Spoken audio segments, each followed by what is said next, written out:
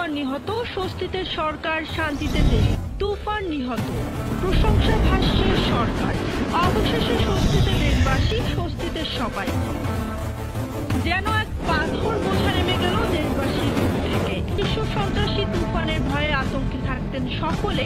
সেই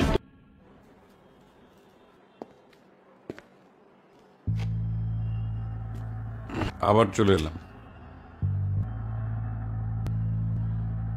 কাজটা আপনি কি করে করলেন বলেন? আপনার কি ধারণা আপনি ছাড়া এই ঘটনা আর কেউ জানে না?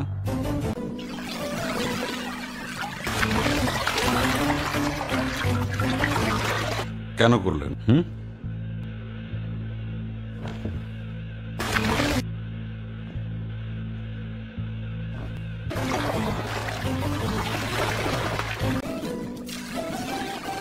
আর এই জন্যই আমি শান্তকে না, তুফানকে পুলিশের হাতে ধরিয়ে দিয়েছি। আমি তুফানের হাতের খেলনা হয়ে গেছিলাম। ও যেভাবে চাইতো সেভাবে ইউজ করতো আমাকে। পৃথিবীতে নিজেকে ছাড়া কাউকে ভালোবাসত। প্রয়োজন পড়লে নিজের ক্ষমতা বুঝিয়ে রাখার জন্য ও সবাইকে মেরে ফেলতে পারে।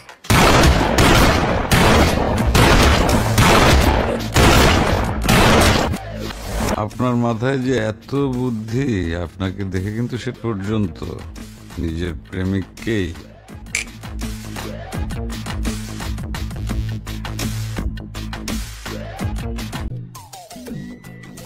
আমি শুধু একজন ভালো মানুষকে বাঁচি।